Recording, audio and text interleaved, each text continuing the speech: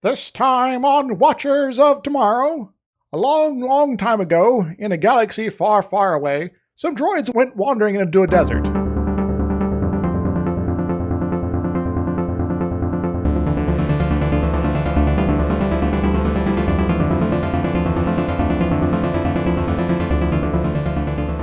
Hello everyone, welcome to Watchers of Tomorrow's sci-fi review and critique show where we're putting the humanities back into science fiction. My name's Gep and I'm joined always by my friend and co-host Dr. Izix. Hi. And this week we are launching into what is going to be a multi-episode epic run of movies. Yes, films of importance and science fiction sorts. So with many a lot movies. of stars in their titles. Yeah, oh my god.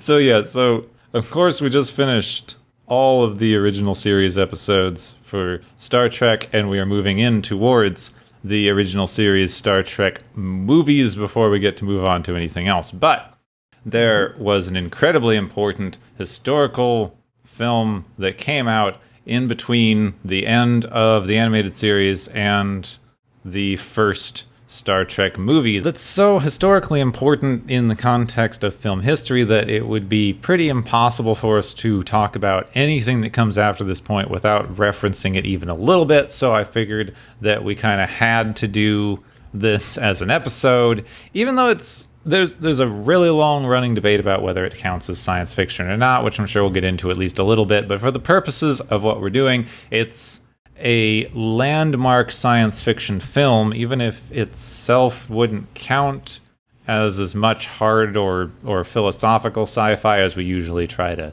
stick to, but, you know, too influential, basically. It's too influential to everything that came after. It's too big to ignore. So, of course, we are doing the original 1977 American sci-fi epic Star Wars. You can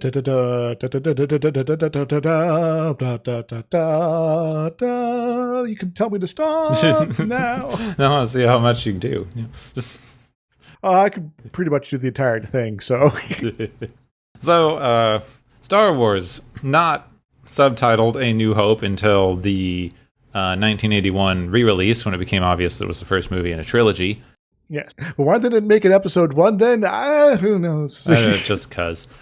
Very, very influential film, written by, and this movie directed by George Lucas, who was before this known as a fairly competent filmmaker, just had a lot of success with his 1973 film American Graffiti. Which I have not seen, but maybe I should fix that at some point. I have. Pretty standard, fairly competent, car movie.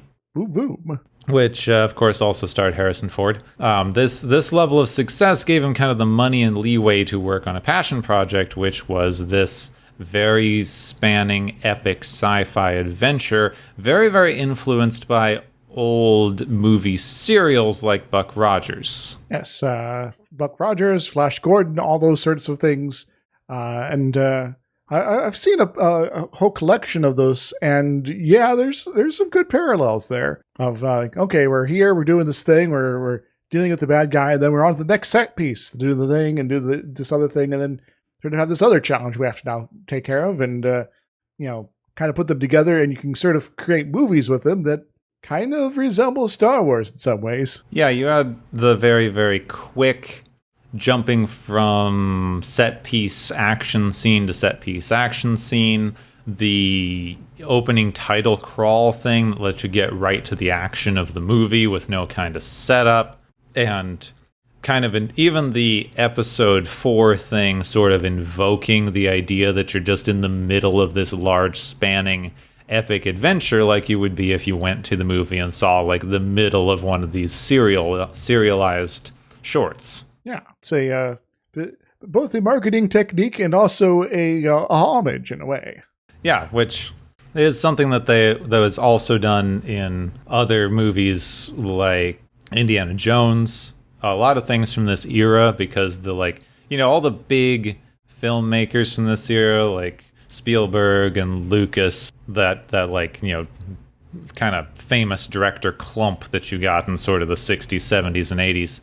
we're all very, very influenced by these sorts of things as kids. So when they grew up and got into filmmaking themselves, that's where their influences came from. Star Wars, of course, is often referenced as one of the first genre pastiche films because it takes a lot of inspiration from older serialized science fiction shorts like Buck Rogers' Flash Gordon, but also wears a lot of influences from old westerns, war movies, especially like dogfight style movies for all of the aerial combat scenes, a lot of Kurosawa film influences, including the basic structure of A New Hope being almost entirely based on the Hidden Fortress. So it's another film I should watch. Yeah. So it's a mashup of a lot of different genres all kind of put into one thing with a fairly coherent art style. Like the art direction for this movie is one of the things that a lot of people remember most strongly about it. It is a very recognizably Star Wars-y style. Now, this sort of technological but rustic sort of vibe in a lot of places, and then you got the the Imperials with their cutting edge, everything's clean, straight, angles, and lots of black and white. Yeah, the very, very fascist-y coded Imperials. So there's a lot of historical stuff to talk about. We'll probably get a bit more into it after the fact. So, of course, written and directed by George Lucas, very, very famously, starring a lot of people that you've heard of, though lots of people who were relative newcomers at the time. Mark Hamill as Luke Skywalker hadn't been in a lot of things up to this point, even though he's a household name now because of Star Wars. Indeed. But guess what he was in? 1972. The FBI. It's back. This follows us everywhere. Yes. Harrison Ford was the largest star involved with the project at the time, second only to Sir Alec Guinness, who was playing more of a side character, but like Harrison Ford was the big name draw actor. Yes, he's been in a number of things before then, including American Graffiti, so he's worked with George Lucas before. And if I recall, part of the way he got his role there was that he was kind of reading opposite other people that were auditioning, and they're like, maybe you should be Han. Yeah, that works out. Yeah, he was not originally planned to be cast. He was just being used for screen tests because he was friends with Lucas. Also, Harrison Ford was also in 1969, The FBI. In fact, I saw this interesting interview with Mark Hamill a while back where he said that during his initial screen tests, reading opposite Harrison Ford, he thought he was auditioning to be Harrison Ford's sidekick because there's no way they would cast him as the main character of a movie. Yeah, this, Harrison Ford, he's going to be playing this Luke guy, right? Why am I reading Luke's lines? What? Then also newcomer Carrie Fisher playing Princess Leia. So, she was not in the FBI, but she's has sort of become well-known as an actor in a number of things, but also a script doctor, as it's called in the Hollywood parlance, where they sort of go in and tweak scripts that are barely filmable into something a little bit more workable. So she's worked on things like The Last Action Hero, Coyote Ugly, The Wedding Singer, and various other sort of films there, including 3 other Star Wars movies. As far as script finagling goes. Then they needed a lot of script finagling. Yes. I loved Last Action Hero. She did a good job. Hi, fun movie. Then Peter Cushing's playing Grand Moff Tarkin. Moff is a weird word. Yes, but it's an interesting word. I like it because it's like it inspires that this is some important title, but you don't know what it is. He was best known for playing a lot of roles in Hammer production horror movies in the 50s and 60s. He's also played a few very sirs, dukes, and kings. He's also played Doctor Who. Really? When? Yes, but not the Doctor from Doctor Who, but Doctor Who in Doctor Who and the Daleks. Oh, okay. As well as Dalek Invasion of Earth 2150, which were U.S. I believe maybe I don't remember. I don't remember for U.S. produced movies, but people were trying to cash in on the craze about the Daleks. So like, yeah, we'll make a sort of semi not related couple of films here and try to make some money. And okay. That kind of thing. Passable. Yeah. So it's a lot of the same stuff that happens in a couple adventures of Doctor Who, but with Peter Cushing as Doctor Who. And then we've already mentioned Sir Alec Guinness playing Obi-Wan Kenobi, who's also been in a number of things. Yeah, the most well-read and biggest kind of gravitas-y actor that they got for this thing. Lawrence of Arabia, The Prisoner, not that one. Great Expectations.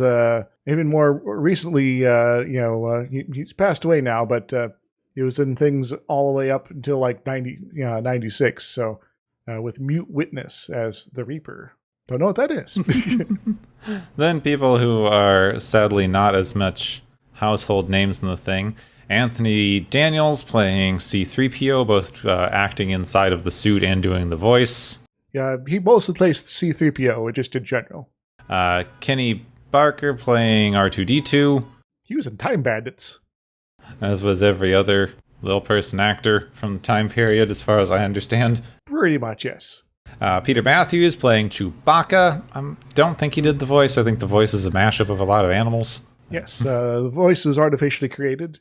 Peter Mayhew mainly plays Chewbacca, but he also plays the occasional tall character in various other things. Yeah, he's one of those tall dudes. Yes. Then David Prowse, who did the acting for Darth Vader, also read lines on set.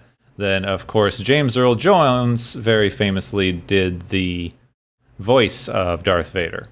Yes, James Earl Jones of the baseball movie. Yeah, best known for doing the one dude from Field of Dreams. Field of Dreams, there we go. Nothing I'm else. from Iowa originally. Yeah, I should remember that. He was also in City Limits, which was covered by MST3K. Also most famously played the bad guy in Conan the Barbarian. Oh, yeah. We're not going to cover Conan, though. No. It's a lot outside of our wheelhouse. Maybe He-Man. Maybe He-Man. And one other person we should definitely mention, even though I don't usually get into a lot of production stuff on these things, but for Star Wars specifically, very important. Marcia Lucas did the editing for Star Wars, which made the movie what it is, because George Lucas's original reel for Star Wars was god-awful. Whoops. So we'll cut out all this pointless crap and rearrange a few things and keep this bit that's actually kind of good.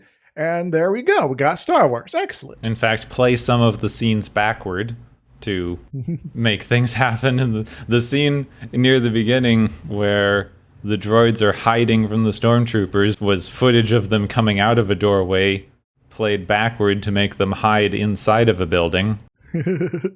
Nice. Like all kinds of things like that. She basically rewrote the entire movie in the editing room. So thank you, Marcia. So we should probably jump in. We're going to have a lot of historical and other stuff to cover. I'm going to try to be a little bit brief because basically everyone knows the plot of this movie, including people who have never gotten to see it. Yes. In fact, I've weirdly enough found some people over my years that have never seen Star Wars, but they still know most what's going on. Yeah, so have I. Actually got a little bit of insight because I got to watch it with someone who had actually never seen it before for this watch through. Oh, nice. And yeah, they knew the entire plot. Basically, the thing they told me was they knew every single scene in the movie, they just didn't know what order they went in. Mm-hmm. Makes sense, yeah. All right. Space, the final frontier. Galaxy is on the verge of vaguely defined civil war between the Evil Empire, as written in the text. The Evil Empire, it's their official name. Oh, it's good to be just slap that on the label there so people aren't confused. And the Rebel Alliance. Princess Leia, a leader of some description in the Rebel Alliance, is currently on the run after getting plans from the Empire's new superweapon, a space station capable of destroying entire planets. Oh, this sounds like it was quite a caper that they managed to get these plans. I wonder if we'll ever end up seeing some of that. No, and you didn't want to. go away. We have probably the most famous opening scene in movie history after the title crawl fades away, and we see Leia's ship being chased by a massive Imperial Star Destroyer, a giant triangle ship. This thing's like, like over a kilometer long. Just kind of completely dwarfs this little transport here. On the ship, we are introduced to our two droids, C-3PO and R2-D2, as they run down corridors as the crew of the rebel ship prepare to defend themselves from being boarded as stormtroopers cut through the door. After a brief firefight, a large dark cloud figure of Darth Vader boards the ship. He's apparently very bad news because the music gets really ominous. Yes, this is where everyone should boo, just in general. This guy's he's no good. Vader begins interrogating the crew about the plans with predictably deadly results. Meanwhile, C-3PO finds R2 in a back corridor getting something from a woman dressed in white. Yes, R2, what are you doing hanging out with strangers? Come here. He then leads 3PO to an escape pod, dropping to the planet below, leaving behind the woman who is immediately captured by the Imperial stormtroopers. Oh, I guess they found the ambassador. So R2 and 3PO find themselves in the middle of a vast sandy desert with nothing, no plants, no anything for miles and miles. Wait a moment, is this Dune? Yeah, it looks a bit like Dune. So 3PO is fed up with R2's propensity for trouble and decides to ignore his friend's advice and wander off into the dunes, separating. Soon after, R2 is attacked by small hooded creatures who disable him in a canyon, and 3PO sees a transport in the distance and signals it, believing it to be his salvation. Hooray, I'm saved. Get me out of here. Back at the pod, stormtroopers have found the remains of part of one of the droids that I guess they dropped, and tracks leading to the desert. So now they know they're looking for some droids that had the plans and escaped on the escape pod. So do we just follow the tracks then? It'll lead us to pretty much where they're at pretty soon here, right? Yeah, probably. So 3PO wakes up in the middle of a droid scrap heap surrounded by other machines, including R2. Oh, well, at least we're with friends, right? Also, everyone's favorite droid appears in this scene, Mr. Gonk. Is that the big refrigerator sort of one? Yeah, which it's not important at all. I did my best to kind of try to watch this as if I didn't know literally everything about this movie since I was 5, but yeah. it just really amuses me that there's just a walking trash can that goes gonk. Yeah. I've been used everyone else too, because it's probably the only other droid in this thing that everyone knows anything about. Oh, it's the one that explodes. Yeah. So 3PO and R2 find each other just as the transport shudders to a halt, basically making the last 5 minutes of movie scenes entirely pointless. Yep. So the sand crawler, which is what this big thing is called, we don't know this from the movie, really, has stopped outside of a desert dwelling. A young farm boy, Luke Skywalker, runs up to see the droids being lined up in front of the crawler, and his uncle Owen decides which ones they're going to buy, basically. Make sure they speak Bocce so they can roll 1. They decide on 3PO, who can speak Bocce and communicate with their moisture evaporators, and a red astrodroid unit who does something for them, I guess. I don't know why they need an astromech droid for a farm. Maybe they, want to reprogram a computer occasionally. And they could just tell it what to do, and they don't have to learn programming languages themselves. Needs a droid that's programmed to fly a spaceship. Yeah. Maybe there's like a truck they have hidden around somewhere that needs some help with that sort of thing. So the red asteroid breaks, letting R2 come along with them. We had a small moment of tension there when we thought they might get separated, but that didn't last long. Yes. Owen tells Luke to get the new droids all cleaned up, even though Luke was going to go do something in town, get power converters, which is very fun, apparently. Yeah, well, maybe he's into like building, I don't know, weapons, maybe. Yeah, we're going to go with that. I feel like this may be something that's kind of like goes over my head as a child of the late 80s and 90s, that this might have been some sort of like reference to sort of car culture or something. Like you go into town and pick up car bits and then fix your car on the weekends, and it's supposed to be like fun grease or something. Maybe. Wait, does that mean Luke's a greaser? Maybe. He's a flyboy. It's all coming together, man. So in the garage, Luke is cleaning R2 and complaining a great deal about his situation being stuck on this weird backwater planet, when suddenly R2 starts playing a hologram of the woman from the ship. Well, this is mysterious. It's some sort of a calling for adventure, perhaps. Yeah, you could call it that. You could call it a call, literal call. The message is addressed to someone called Obi-Wan Kenobi, and it keeps on looping the end of the message. R2 suggests that they might remove the little restraining thingy that the Jawas put on him, and that might unlock the rest of the message. But as soon as it's removed, the message disappears. And also, that means R2 can wander off if he wants to. But he's too small to wander off. It's fine. Don't worry about it. Yeah. Luke wonders if Obi-Wan might be related to the old hermit Ben Kenobi, having the same last name and all. Obi-Wan, Ben Kenobi? Before he can do more, Luke is called in for dinner, and he voices concerns that the droids may have been stolen because they keep talking about how they're old owners and fights with the Empire and things. Also, he wants to leave the farm for some sort of academy, but his uncle is very against it and says that they won't talk about it till next year. And also that they should take the droids into town to have their memories wiped, and that'll be the end of all this nonsense. Well, I guess that is a little frightening on a couple of things. If you're a droid, you can just get your mind erased. I hope that never happens to our heroes. Yeah, ignore that. Yeah. Don't think about that. You're not supposed to think about things. Yes. Also, this academy, I just kind of wonder whose academy this might be. I know. We never learn anything about it. Like, what is this? Because Luke does express that he's no fan of the Empire, but it's like, so who else is running an academy? What? Yeah. Also, we know that his friend goes to the academy, and he shows up later with the rebels. Yeah. Is it a rebel academy? Maybe. There's maybe some planets that is like, just, don't attack us, Empire. We're just teaching people how to fly really well. Yeah. So when Luke returns, R2 has run off. Unfortunately, it's dark and too dangerous for him to go out in the dark desert, so they have to wait until early morning. Thankfully, we have a couple suns here, so, So the next day, he takes 3PO out on his land speeder to track down R2. They find him, but they also find sand people who soon incapacitate Luke and begin rummaging around his land speeder until a hooded figure appears that's howling like a wild animal and scares them away. This is Ben. Good old Ben. Ben Kenobi is also going to be carjacking us today. He wakes up Luke, who tells him all about the droid and how he's looking for Obi-Wan. Ben does know who Obi-Wan is because it's him. Oh, well, that is convenient. Yeah, it was very convenient, wasn't it? Yes. It's almost like these droids knew to come here. They head to Ben's small home and talk about this somewhere safe. Inside, Ben tells Luke all about his father, who used to be a Jedi from the Clone Wars before he was killed by an evil Jedi called Darth Vader. Oh, well, that sucks to be him then.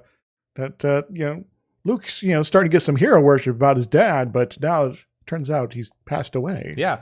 Also, it's really difficult to tell what they planned for future movies and all the things in this, since everybody knows the whole, I am your father reveal thing at this point. Spoilers! Oh my god. But, I thought it was interesting because despite obviously not having a lot of stuff planned for later movies at this point, this has one of the most foreshadowy scenes in the entire movie. Yes. Because he's like, you knew my father? It's like, oh, shit. He got killed by this dude. So, yeah, don't worry about it. Yeah, this guy's bad news. Don't team up with him. Also, Ben gives Luke his father's old lightsaber, which is a good old-fashioned laser sword.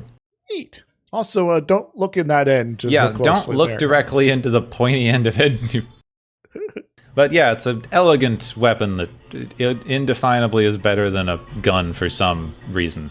Well, if you know how to use it, you can block blaster shots with it. Yeah, but nobody knows this, apparently. Yes. So they're soon able to get R2 to play the rest of the message from earlier.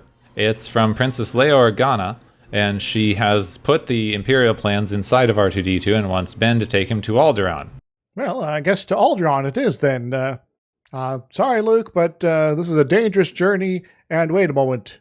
You should come with us. Yeah, Ben thinks he's way too old for this and wants Luke to come with him, but Luke can't just leave. He's got stuff to do. He has to get home. He's been away for too long already and is probably in trouble.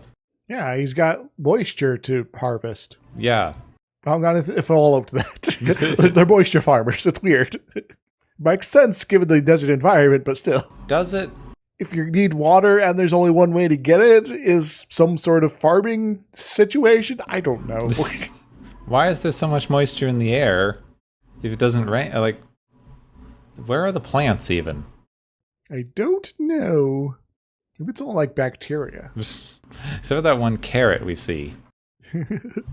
So on the Imperial Death Star, their super weapon planet-destroying thingamabob, The big space ball. the higher-ups are having a meeting about how amazing their new super weapon is. Hooray, super one. There's a teeny bit of debate about whether the Rebel Alliance is a threat, but it's interrupted by the arrival of Vader and Grand Moff Tarkin, who announces that the Empire has disbanded the Senate. Done evil dictator stuff, apparently. Well, what about the various systems? They're not going to like this. They're going to be like, we don't have representation in government anymore. What's going on? Now they're going to use the fear of being destroyed by their super battle station to keep all of the systems in check. Oh, so it's all covered then. Carry on. Vader tells them all to not get too comfortable because the Force is still better than their super weapon, somehow. Yes. So, sorcerer guy here, are you going to be conjuring up the stolen plans? Why is it feeling hard to breathe here suddenly? Vader, of course, immediately uses his mind powers to choke a naysayer. Tarkin tells him to stop it. I guess being able to choke someone with your mind is better than blowing up a planet. Well, if you could do it like to everybody on the planet simultaneously, then you won't have to blow up the planet. Also, Vader is going to get Leia to give up the location of the Rebel base, and then they can go blow it up. Well, I guess it's good we have this new super weapon that the Rebels are wanting to destroy. So, cool. Yeah. So on the way back home, Luke and Ben have come across the Jawas Sandcrawler, the same ones who sold them R2-D2 and C-3PO. Hey, we can get some more droids. Yeah, free droids. It looks like an attack by sand people, but Ben points out that it's only meant to look like an attack by sand people, and it was actually Imperial troops. Dun dun dun! Imperials, they're on to the Jawas and their droid theft ring. Yeah. Also, I'd be remiss. This line gets pointed out a lot. It says, only Imperial stormtroopers are such precise shots. When? Yep. Not in this movie. They miss every shot they take.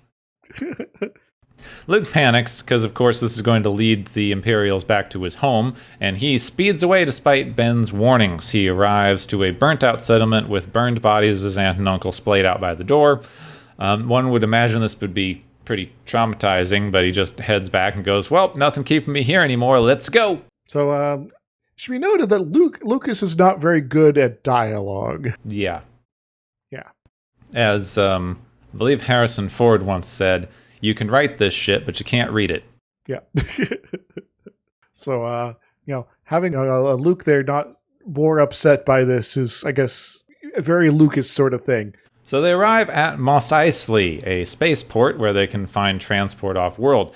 Ben demonstrates his mind powers by mind-controlling some stormtroopers in what should be a mildly concerning way for someone who just decided to travel with this random old dude he barely knows, but... Yes. This is getting a little awkward. Ben then also cuts off the arm of a man threatening Luke in a bar. As you do. So far, the three things we know about this guy is that he's really scary to the local indigenous population, he has mind control powers, and he's willing to cut off a dude's arm. Yes.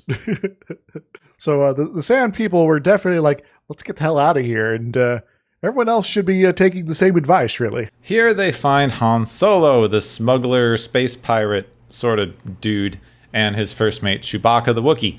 I wonder where these guys came from. Wonder if there's going to be any footage about that. No.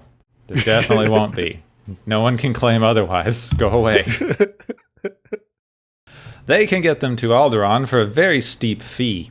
Then Luke has to sell his speeder, but it's fine. Han takes care of a bounty hunter who's been sent here to kill him for his debts to a crime boss. And later, they all arrive at the Millennium Falcon, and nothing happens in between. Yes. And Han definitely shot first. So Luke describes this as a hunk of junk. They don't really have much time to debate this, though, because the stormtroopers start firing at them and they have to take off in a hurry. Let's get the hell out of here. In space, they're briefly pursued by a Star Destroyer, but they're able to escape into hyperspace very quickly. Back on the Death Star, Vader has failed to persuade Leia with his weird little torture bot thing that we are not going to mention. It's kind of creepy. It's a droid that's like a big sphere with a big syringe on the side, and I'm not sure what's trying to be doing there. Yeah. So they don't have the location yet, but Tarkin's decided to use an ultimate method of persuasion, where he's set the station to come to Alderaan, and faced with the destruction of her home planet, Leia gives the location of the rebels as Dantooine. Tarkin decides that he's going to destroy Alderaan anyway, because they're evil, I guess. You're far too trusting. And a massive beam fires from the Death Star, vaporizing the planet immediately. Well, I guess if we had any friends on Alderaan, they're probably not there anymore. So on the Falcon, Ben is suddenly shocked by a great outcry in the Force, as if millions cried out in fear and then suddenly were silenced. But sure, it's nothing to worry about. Just a random occurrence. You probably have these every few weeks anyway, you know. He bids Luke to continue his training with the lightsaber, who quickly learns that he can use it blindfolded to block laser blasts. Han is weirdly skeptical about this. Yeah, just getting lucky, right? It's like, yeah, it's just luck how you blocked 3 bolts in a row without being able to see them. Just luck. Luck is stupid. Stupid people believe luck is magic. So, I'm the disbeliever here in the group. Also, I like money. Yeah, he likes money, shooting people, he likes smuggling, and he doesn't believe in space magic.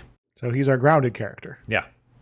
So on the Death Star, they've scoured the planet Dantooine and found an abandoned rebel base, which makes Tarkin very angry. Grr. Yes. He orders Leia killed, basically. Immediately it should be added. Yeah. But it takes them a while. Immediately in several hours. You know, it's the Imperial. I'm sure they've got a lot of bureaucracy to get through. Have to do all the proper transfer orders to get her in the right cell block that's next to the execution chamber, you know. So the Falcon drops out of hyperspace into an asteroid field that used to be Alderaan. They're immediately attacked by a small fighter. They have no idea how it got out here because it can't go 2 places on its own. It's just a small fighter. Yeah, no hyperdrive, just local drives. But they decide to follow it and try to blow it up before it can give away their position. They soon see it flying towards a massive Death Star-shaped thing. Maybe it's some sort of moon. Yeah. And then they are immediately trapped in a tractor beam. Oh no. So the ship is brought on board, but is seemingly abandoned because our heroes have hidden in the smuggling panels on the floor.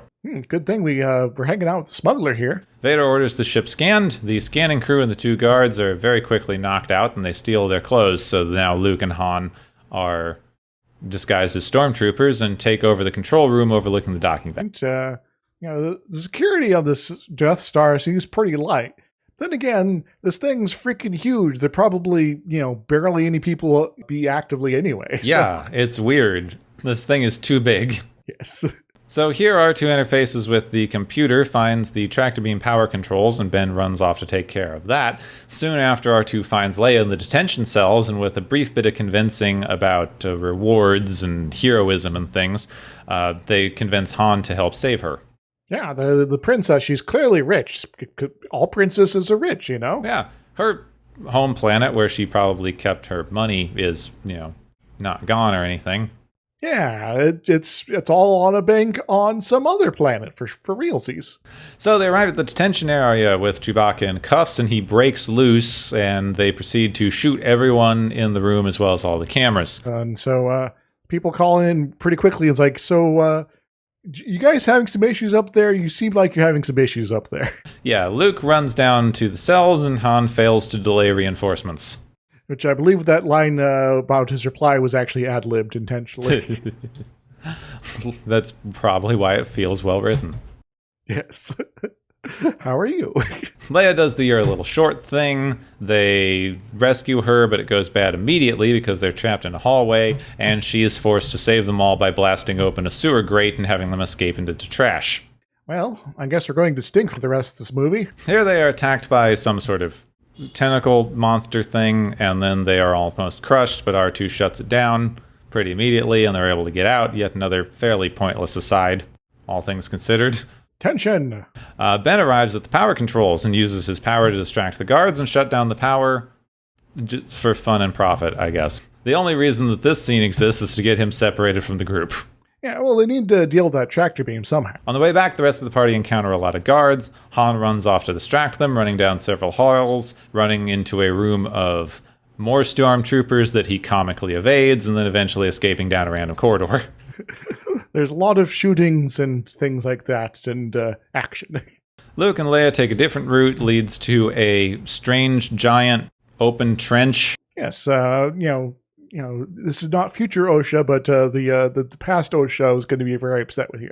Luke uses his random utility belt that he got from the stormtrooper outfit to grappling hook his way across with Leia because they have to do some sort of heroic thing, and then they both also head for the ship. Good. We should probably keep this grappling hook going forward, So the party all reach the hangar, and the guards leave. How lucky. Yeah, they seemed mildly distracted by something, so... Unfortunately, the thing the guards have seen that distracted them was Ben fighting Vader, who was here waiting for him to get back. Oh no, dun dun dun. They have a very brief, ineffective fight with lightsabers, because as was pointed out by someone before the prequels came out, this is an old man who probably hasn't used this thing in years, and a guy who's basically mostly a robot. So they're not going to be in the best fighting shape. They're a little stiff. Then Ben sees Luke watching them fight, and he lifts his sword to sacrifice himself to Vader to disappear as a lesson for Luke or something, I guess. Yes, I'm going to mute myself into pure force energy here, so you'll know to do this later. Luke is understandably distraught and starts random firing until he hears Ben's voice in his head telling him to run away. Run, Luke, run! Get out of there! Why are you taking so long to leave? Damn it, Luke, I didn't sacrifice myself just to get you killed. Ah. So they escape the Death Star, but are chased by fighters. Luke and Han get into large mounted guns, allowing them to escape toward the rebel base. This, though, was the plan, because Tarkin has placed a tracking device on their ship. Oh no, the bad guys thought of this possibility. Yeah, Leia knows this. She's smart. Yes. She's like, this is too easy. They let us go. But she takes them all to the rebel base. Anyway, you can't rendezvous somewhere and take a different ship. Yeah, that makes sense, But I guess maybe she wouldn't have enough money to pay for a second ship there. So because Alderaan just got exploded. Han, don't listen to this part of the conversation here. Yes, your money's coming. It's fine. So they get to the gas giant Yavin, one of the moons of which has the secret rebel base on it. Is it secret? Is it safe? They take the intelligence from R2 and analyze it for weaknesses, which they quickly find. They brief their fighter pilots, including Luke, on the tiny thing they need to shoot to blow up the Death Star. Yeah, it's womp rat sized. Yeah, they say it's no more than 2 meters wide. It's like, that's 6 feet in diameter. That's not that small. Also, how big are these rats? Pretty big. Like, I used to shoot womp rats. They're not much bigger than 2 meters. That's the size of a person. Yep. Luke has been on adventures of some sort multiple times in the past, and I don't think we'll ever get to see those. Also, I don't know. I don't even think this was a trope yet at this point, but like, we're definitely going to get into all the hero's journey stuff that you have to talk about for this movie. So yes. He even started fighting rats. Yes. He leveled up until he was ready to go. So they all scramble to their fighters to attack the Death Star, which has arrived and is currently in orbit around Yavin, waiting to get a clear shot at the moon. Yeah, just gotta slowly make our way around here, slow orbit, it's fine. So Han is, of course, leaving, even though Luke asked him to stay and fight, but he has his money and he doesn't want to risk it, even though he obviously likes Luke, even asking him to come with them. It's like, it's kind of suicide to stay here, so I'm going to leave. The attack on the Death Star goes somewhat poorly. Several attacks are made. They're all getting shot constantly. There's a lot of fighters around. Most of the ones who fly down the trench either miss or get destroyed. So not the best attack so far. Yes, there's several trench runs throughout, but apparently there are supposed to be more. This was already an overly long fight sequence. So it could have been longer, folks. Even Darth Vader himself gets in his own super personalized ship and goes into the battle with his escorts. So the TIE fighters have the flat sides, but his has sort of this parentheses sort of thing going on. Finally, it's Luke and his wingmen's turn. He begins his attack run with his locked-on targeting computer, but Ben's voice whispers again, telling him to trust his instincts and turn the computer off. Oh, are you sure about this, Ben? Yes, I do not want you to fail. Yes, not at all. Vader pulls in behind him and is about to take the shot when the ship on his right suddenly explodes, sending him flying into space. This is, of course, Han and the Falcon flying in out of the sun to save the day. Hooray! Han, you decided to risk your life anyway. Well, I guess most of the other people were dead anyway, so... Yeah. I figured I'd want to keep at least one friend around. Luke takes the shot, and seconds before the Death Star fires, it explodes, saving the rebellion. Hooray! There's much celebrating. R2 is repaired from the damage that he took on the ship. Luke and Han are given medals, and Chewbacca gets to watch. Dang it. Chewie, you were there the entire time. You're Han's co-pilot. You deserve something. I hope you get a medal eventually. The end. Also, why does Han get a medal? Lots of other people were there and, saved Luke before. Yes. Wedge saved Luke earlier. He doesn't get a medal. Well, maybe he gets his medal later. Because he's in the hospital right now. I don't know. But Chewie's right there. Come on. So, that was Star Wars. So there's obviously a ton of historical stuff. Everyone brings up the hero's journey, Joseph Campbell's Hero with 1,000 Faces, as the general inspiration for this, but it was the general inspiration for literally all Western media after 1960. It's like, can we how it follow these specific beats here? Because that's apparently the only way you can make a good story. So let's just copy and paste. So I've been a fan of these movies since I was a kid. I watched them with my mom when I was a child. We had them on VHS. I had some random action figures I found at a yard sale. I was really obsessed with these when I was a kid. So they're great films, sitting down, rewatching for the first time in a while, and trying to think about how to talk about them from a critical perspective, I was kind of faced with this question. What are these movies about? That's a good question, actually. There is, to a certain extent, the very top level struggles against good and evil. People that are seeking their freedom and their own way in life versus those who wish to control and kill. That is sort of the top level stuff there, but there's maybe a bit more to it. Yeah, sort of. The thing is, there's a lot of little bits that you can read into. There's anti-fascist coding. It's not really explicitly stated because you don't actually know the political ideologies or motivations of either side of this conflict. They're never stated in the text. The rebellion could be that they're not actually rebelling against the Empire for being, dictators and things like that. Maybe they really want to instill a specific religion where, Mon Mothma is going to be the ultimate, priestess queen or something like that. Yeah, so we don't really know enough about it for it to be saying anything political. There's some minor spirituality messages throughout, but they are all at least a little bit subtextual. So Indeed. You're not really getting a full spirituality message. There's a little bit of an anti-technology message, especially at the end, which is also a little weird and somewhat undermined by the very technological movie. Yes. We are flying in spaceships and we're going to be anti-technology with our spiritualism defeats the technology message here. There's definitely a very classic, almost sort of Disney-esque good versus evil narrative with your chosen one hero. Our Harry Potter. Yeah. But other than that, I'm struggling to not what the movie is saying. The movie is saying a lot of stuff. There's a lot of things that you can critique and read into and look at for the text of the movie. It's saying a lot of things, as any piece of art is. But what does the movie want to be communicating to you? Well, I guess maybe my go-to thing when I think about Star Wars is not necessarily a message, but spectacle itself.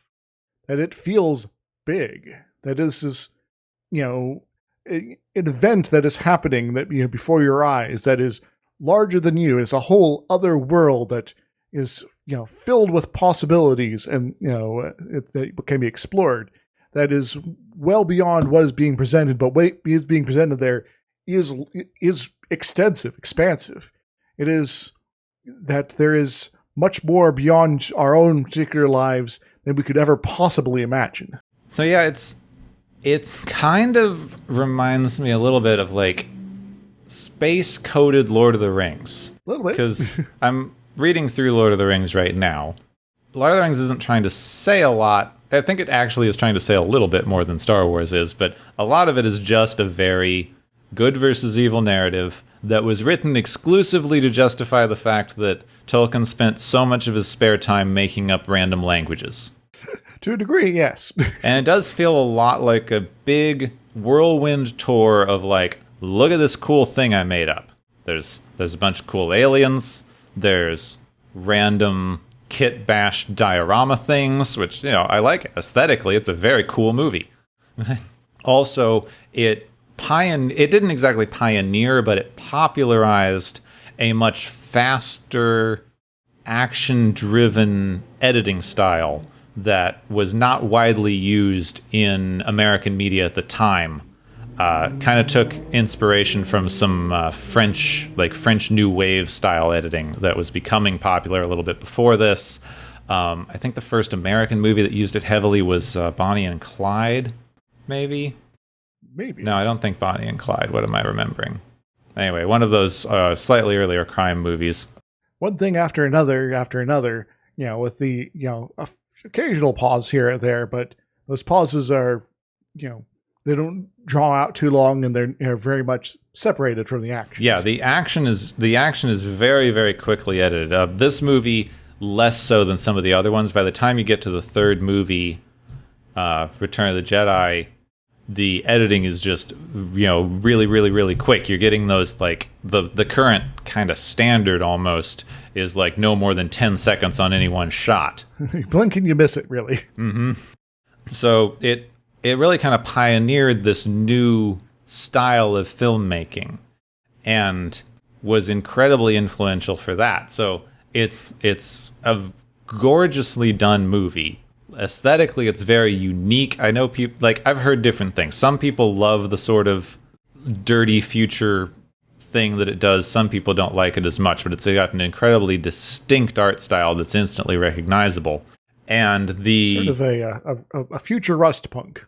And a lot of people have pointed out that the mishmash of different styles gives it this weird kid fascination.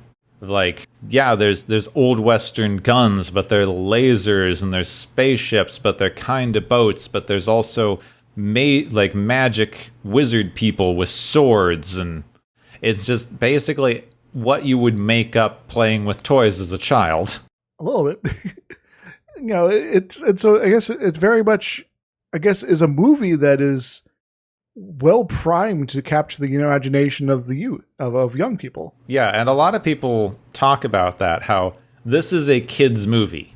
Mm-hmm. It's an action movie for children, and there's nothing wrong with that. It's a cool, exciting, quickly edited movie, even to the point where people a little bit, I was kind of on the edge of this, but people a little bit younger than me grew up with the prequel trilogy, and they think that's great because it was the Star Wars movie that they saw as kids, and they're kids' movies. They weren't that good. These movies weren't that good. They're passable. They're fine. They're well made, but they aren't amazing pieces of cinema that you can sit down and analyze layers and layers and layers of meaning into. They're fun spectacle movies. Yes. And that's kind of it.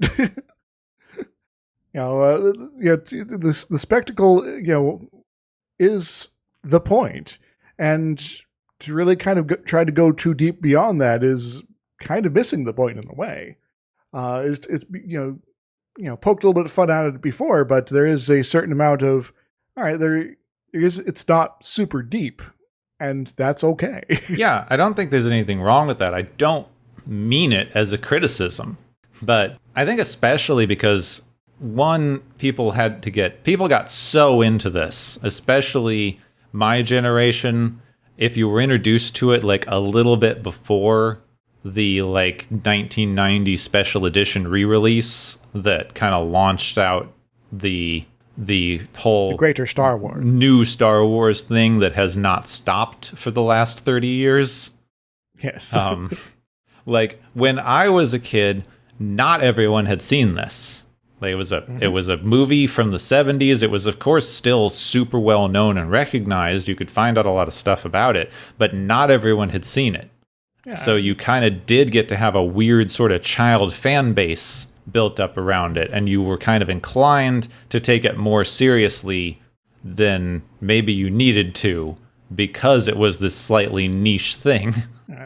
It seemed like something very special that, not everyone was in on, and you could sort of, you found yourself appreciating it, and almost kind of being, something that is yours. Yeah, and I really found myself missing that.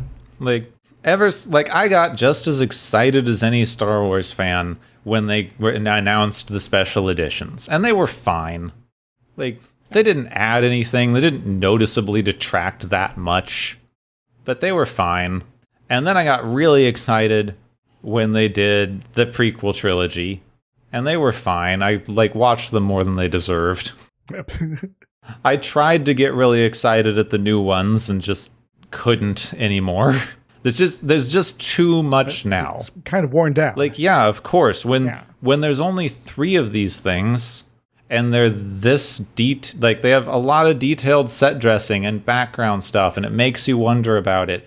And if you're a fan of something like this that only has 3 movies, of course you're going to be able to go in and obsess over every detail, because what else are you going to do? You only have 3 of the things to work with. There's so little here. Like we were saying, the movie's not throwing a bunch of deep stuff at you.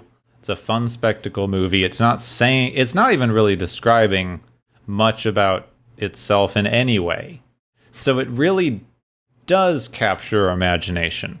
If you're into this as an aesthetic and you get excited about the movie, you get to make up whatever you want about it because nothing else is in there. And so you can go and play Jedi Knights with your friends, and it's A-okay. And it's as valid as anything else Star Wars, Which, of course, it's like there's a reason that a lot of people like the Empire better, because basically you pick whichever side you like the aesthetic of, because you don't know enough about either side's political ideology to be like, no, don't side with the Nazis. Yeah. There is maybe some hints that, these stormtrooper guys, they're all like humans of some sort, right? There's no aliens. Also, they're called stormtroopers. Is there anything else that was sort of called like that back in the day? Yeah, it's just all coded. It's all very coded, but it's not really saying a lot. So, okay, I don't know. I don't know. Like we keep saying, there's nothing else here, which is fine. But it doesn't leave for a lot of critique unless we're going to go in and do a very specific feminist reading or whatever of the film. I'm not sure it really deserves something like that. I mean, people have done this. I guess in some ways the thing I kind of hinted at while we were doing the recap there, for me is sort of looking at this film and kind of trying to actively ignore the other films, materials, TV shows, etc., and sort of looking at, all right, so what is this sort of implicating as far as the character development and such, just in this film as is? And in particular, that Luke is being built up to be someone who sort of, sees his father as a hero, as someone to look up to, someone to emulate. And so, spoilers, when he discovers the truth about his father in Empire Strikes Back, is very much a destructive moment for him. But at this point, there is no sort of, hint that that this is going to be something that's going to change up his whole perspective on the world at all. Just that there might be some connection there. Yeah, they're building up a couple things, and they keep it's interesting. They do keep name dropping stuff. It's interesting to see something that's working with a made up history like this, because a lot of stuff does over explain. This under explains, which gets some interesting things in there. I do that sometime in my own writing too. It's like, oh yeah, this is back at this sort of thing. What's that about? I never never explain it, and that's fine. So people compare this a lot with Hero with a Thousand Faces, the arc of the hero's journey. I was thinking about it, and I don't think it actually completes the arc fully. It starts falling apart sometime around Woman is Temptress, I think. Yeah. Unless you count the tentacle, the trash compactor. And then he never actually returns, having learned something.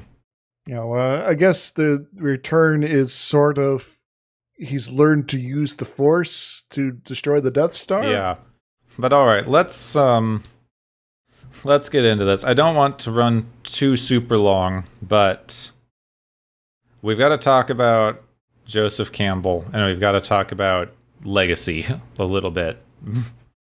So, yes. Joseph Campbell, basically everyone knows, wrote Hero with a Thousand Faces, one of the most influential sort of media-ish works of the last 100 years, at least in Western society. Yes, so something about a monomyth, right? Yes. He was a big fan of sort of Carl Jung's idea of the collective unconscious, where very universal symbology can be used to sort of codify a lot of what people think about into a monomythos. Basically the idea that every culture on Earth essentially is similar enough that you can boil down everyone's mythology and storytelling into sort of a single codified thing, which he called the hero's journey. The hero's journey had, I guess, sort of a laundry list of events that can be sort of lined up with plenty of different stories there. Do you want to go through these, or should we do it together? Yeah, you may as well go through. I didn't get a list in front of me. So. Right, so starts off with the call to adventure, so come out and do stuff. Then the hero refuses the call, because I don't want to go out because I got, farming to do. Then there's some supernatural aid, and it's like, oh, hey, Ben Kenobi, what's up?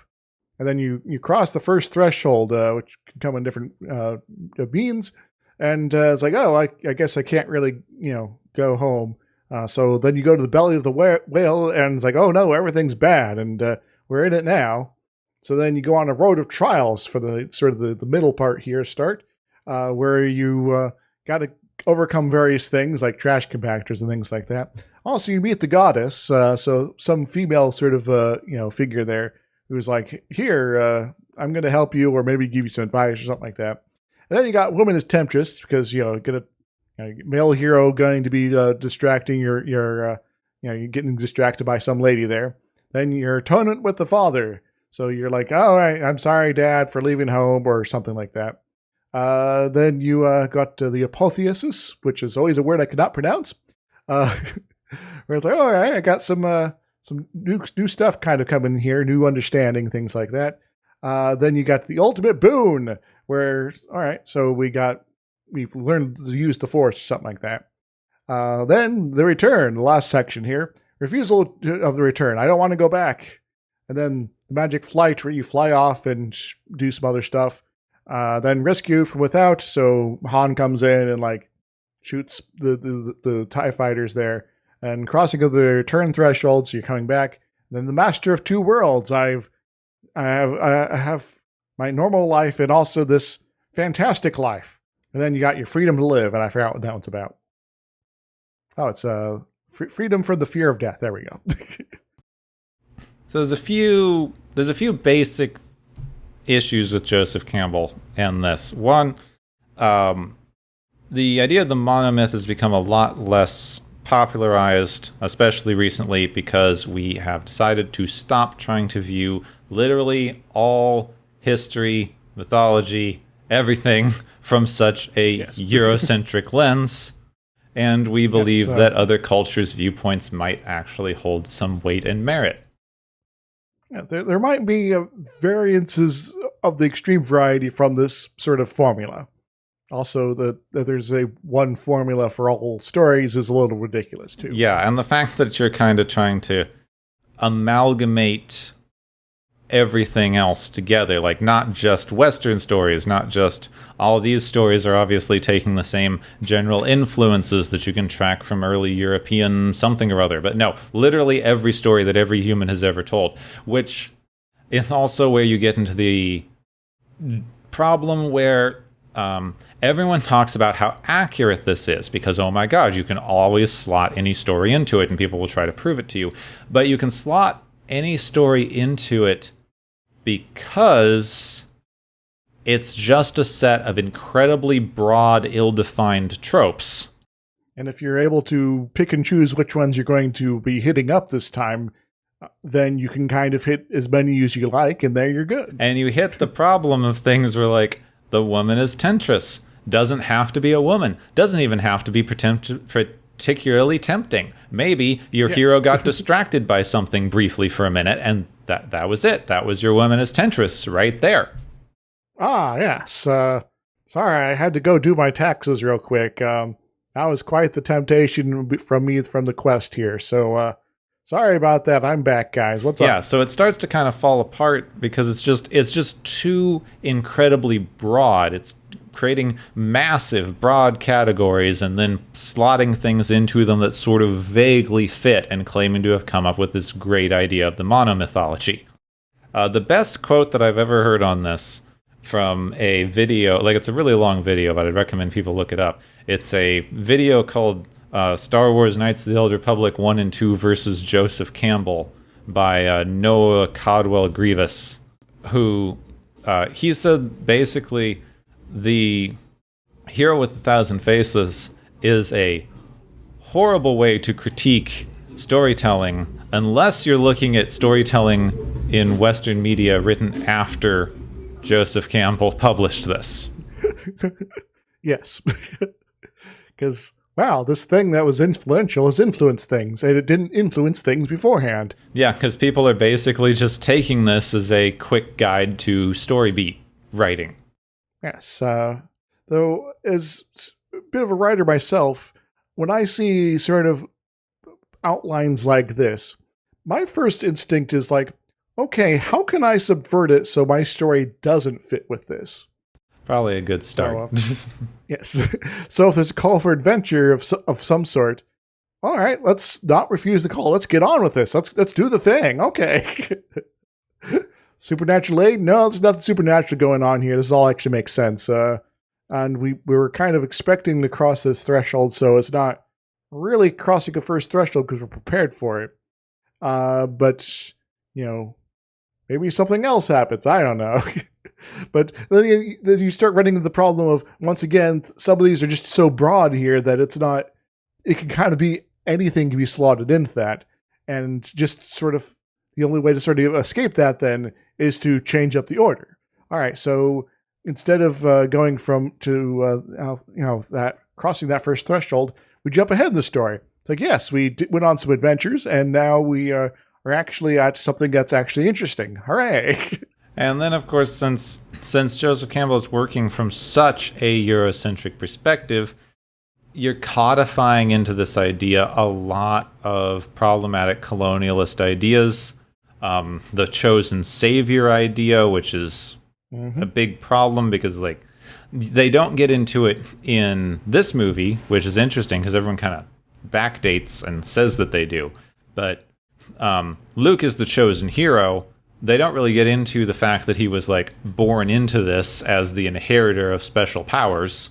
They don't really get into where the powers come from. It kind of is assumed that maybe anyone who applies themselves could use them, which would be sort of more of a general mage sort of thing. But in later movies, they get into how the Force is a literal inherited power. Yes, which unfortunately just gotten so stuck there that it's kind of hard to get away from. I did enjoy that in episode 8, that it's like, yeah, this is not from these specific bloodlines because that's silly. Unfortunately, they kind of undid that in episode 9. So you're codifying in a lot of problematic tropes by basically saying that all stories meet all of these problematic tropes. You run into this general issue, especially in something like Star Wars, something very pastiche that's taking a lot of inspiration from various places, because they are copying so many things out of other media sources and other storytelling genres and other ways of doing these things that if you uncritically copy something with problems, you uncritically copy those problems. Yes. It's the building that was built without handicap accessibility in mind going to a new owner's problem. The problem's still there. It's just, people that own the building now don't realize it. The one that most definitely jumps out to me is, of course, the beginning of the movie is very Western inspired. Luke's family is a homesteader. They're farming in a barren, hostile environment. It's very Western. The Sand People are coded indigenous. The only point they have in the movie is to be a mindless, faceless threat that the hero has to overcome and makes the frontier dangerous. Yeah, they are not really being treated as people, but more hostile terrain. And you get into a weird thing because it's definitely coded from Western, American Western storytelling, but the visuals are all coded sort of Middle Eastern desert. Yes. Which you're just mixing your tropes, so you wind up with coded Native American peoples in more sort of a Arabic style desert garb. So you're hitting two racisms in one. Good Whoops. job. Hopefully the hosts here in Tunisia don't get too upset with us. So anyway, basically, of course, people can argue that's not what they meant to do. They're just taking these tropes from elsewhere. But if you copy a trope that has problems and you don't address them or call them out or do anything interesting with them, I was hearing this interview a while back about reclaiming Lovecraftian elements in modern horror writing, and they pointed out this idea that Lovecraft has a lot of problems, very famously, very, very racist problems. Yes, because there's a number of items in his writing that's yes, this is all about thoughts about degeneration and things like that, which is very much a eugenics sort of idea. But he's so influential in modern horror writing that his influences are there. So either you just leave them there and then they're just a big racist thing sitting in the middle of your writing, or you do something to examine the fact that the influences in your specific genre have inherently racist origins.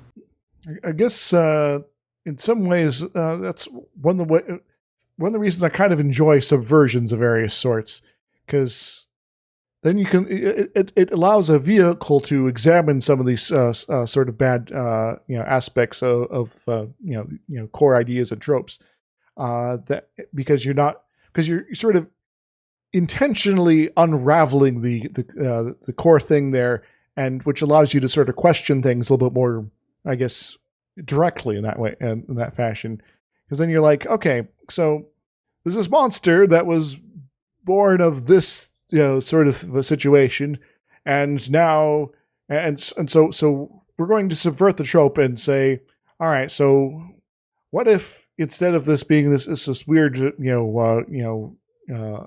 sort of eugenics sort of idea here, we're going to have this be, this monster was just kind of came out of this family that wasn't any sort of racist problems at all.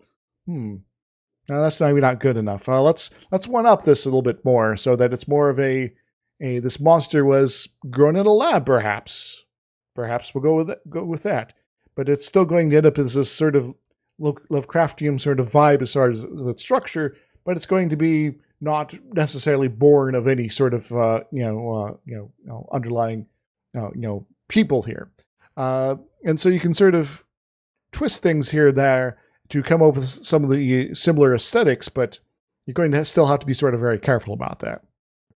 There is maybe, I guess, one thing that's always kind of bothered me.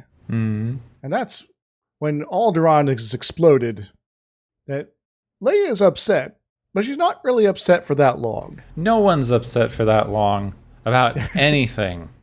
Like, Yes. it was in some deleted scenes and something that they added back, but like, even in the text of the movie originally, you hear about one of Luke's best friends who shows up later and dies almost immediately. No one cares. You don't even get Luke going like, "No, friend." So there's a lot of, I guess, the emotional depth of this movie is very much lacking, which is unfortunate. But Luke's so upset he forgets Princess Leia's name at the end. Yes. So I guess as someone who maybe is still a bit of a Star Wars fan, this is always something that sort of bothered me about this film. And unfortunately, it's sort of spawned a trend where there's a lot of like, well, we're over that horrible tragedy. Let's move on to the next plot point in a number of movies. Well, there is, trauma is not easy, and it's not so easily sort of sidestepped as it is in this film. So, that's something I would have be laid as a critique of Star Wars. I don't think there's anything particularly wrong with going, it's an action movie. Like, action movie things are going to happen. We're not too worried about the fact that everyone just blew up because it's an action movie. But you do wind up with some weird disconnects when you very specifically say, we're going to torture you with the idea that we're going to kill everyone on your planet, and then 5 minutes later it's never mentioned again.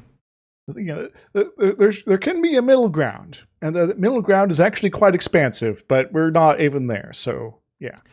All right, we still definitely have to get to some history and legacy stuff, but that's all going to fit way better leading up to our next cool project. So, in the meantime, I think we've got to have the galaxy's favorite game show!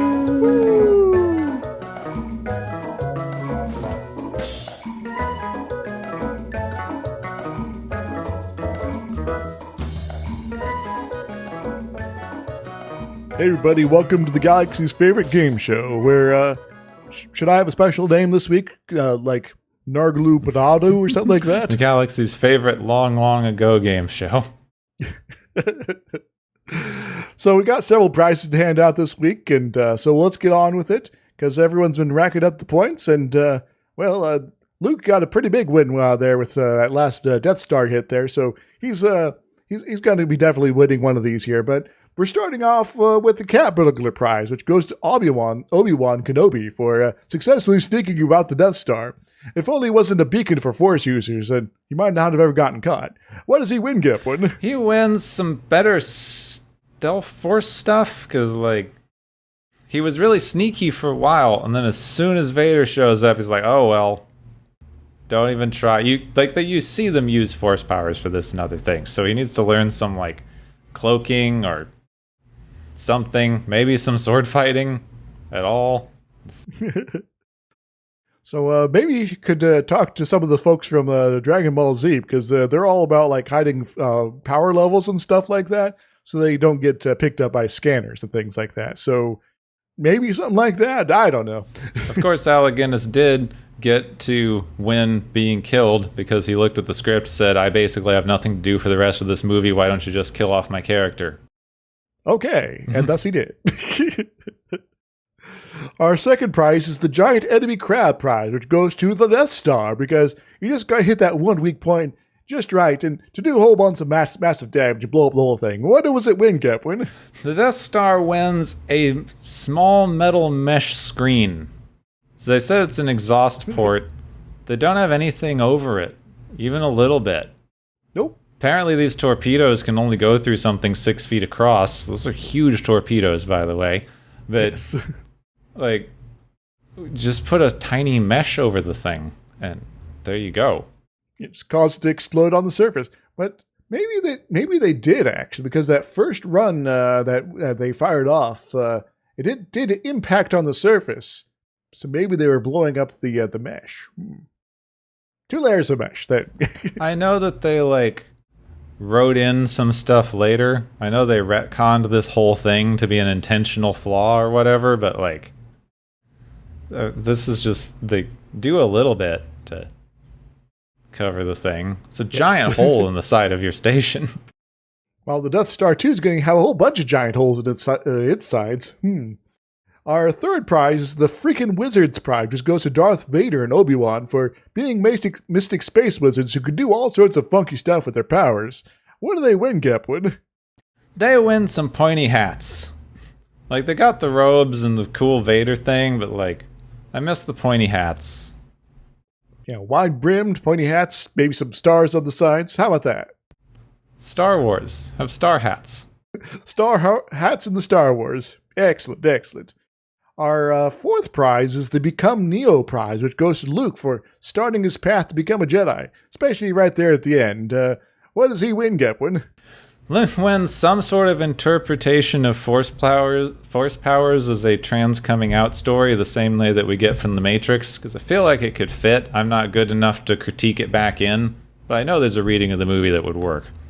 Transitioning to a wider world. Our final prize is the Where's My Medal, which goes to Chewie, because seriously, he doesn't get his damn medal despite being right there and saving Luke's bacon alongside Han.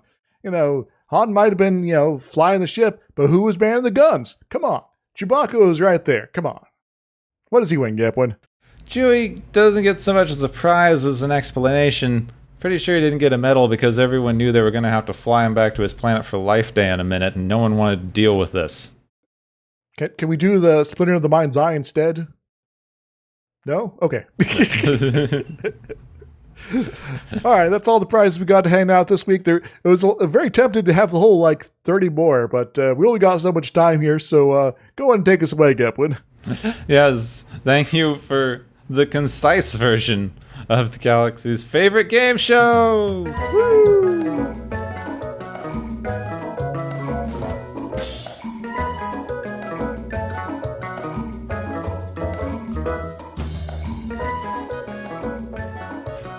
Okay, so... Womanist Temptress. Yes. Yeah, we got distracted. Yes. By me bringing up Womanist Temptress. So we've got that part of our hero's journey done for this week. What's next here? Alright, so we are going to go into a little bit more legacy from this, because Star Wars was a massive success. Yes. Second highest grossing American movie of the time after Gone with the Wind. Yeah, Gone with the Wind I think was sort of the leader there for quite some time there. And I think until the Marvel stuff started. That's inflation adjusted too, so. Yeah. So, of course, it changed the way that they make movies because giant blockbuster things became popular. It changed the way they market movies because merchandising and licensed tie-ins and all this stuff. So, of course, the story goes, some of this might be apocryphal, some of it might be a little influential, but maybe wouldn't completely have changed things the way that people talk about. But the general story goes, everyone started making pulpy sci-fi things. They started writing more pulp sci-fi things inspired by Star Wars. They started greenlighting every sci-fi movie that they could possibly do. And of course, studios started rummaging through their own IPs to see if they had anything that was kind of like this Star Wars thing that was making so much money. Oh, do we have some science fiction? Could we turn it into a movie of some sort? We have an old film we could remake, or maybe an old series we could look back on.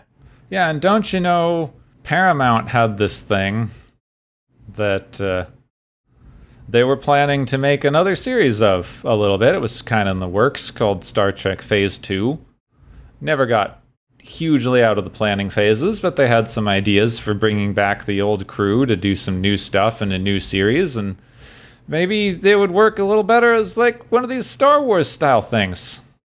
Yeah, we'll get them on some sort of space adventure, and then they'll go and have some sort of space dogfights, right? Yeah.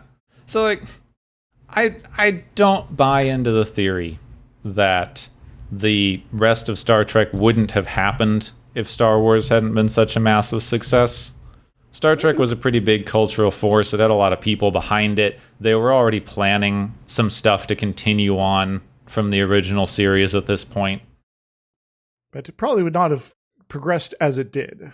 Yeah, it definitely, one, helped, may have influenced them getting into movies instead of more television or other projects they were looking at.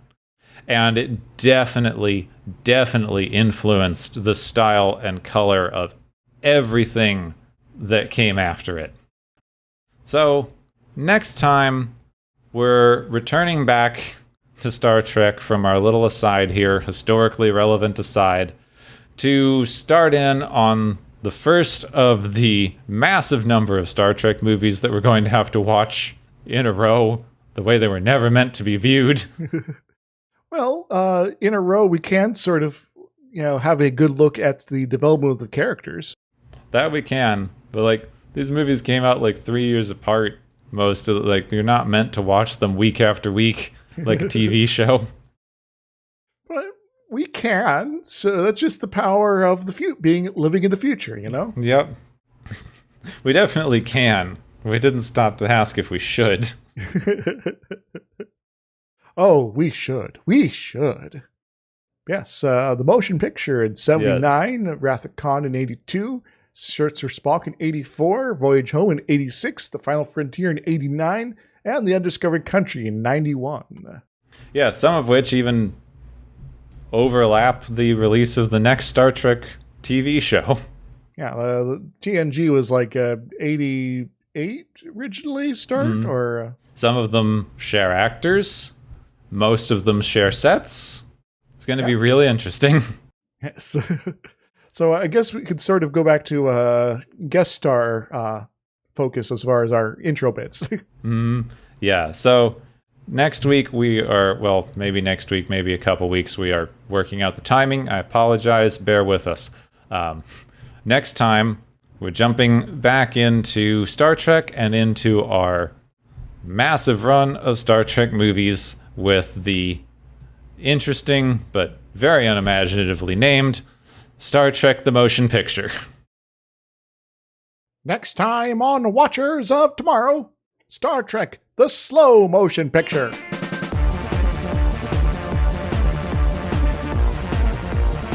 You have been listening to Watchers of Tomorrow, a podcast on science fiction media. Find and follow Watchers of Tomorrow on Podbean, YouTube, Spotify, iTunes, Google Play, Stitcher, Pocket Cast, Spreader, Digital Podcast, and perhaps many more to come. If you enjoy our podcast, make sure to subscribe for more. And where possible, make sure to rate your experience or leave us a review. You may find Gepwin on youtube.com/Gepwin and Twitter @Gepwin. You may find me, Dr. Isix, on youtube.com/Dr. Isix and Twitter @IsixLP. Music is Waveform and Mori's Principle, both by DRKRN. You can also check out the Watchers of Tomorrow Discord channel. Make sure to share the experience with your friends, family, enemies, and alien overlords. If you feel you are suffering from transporter syndrome, please be aware that the next time you step off the transporter, that you, that is now, no longer exists.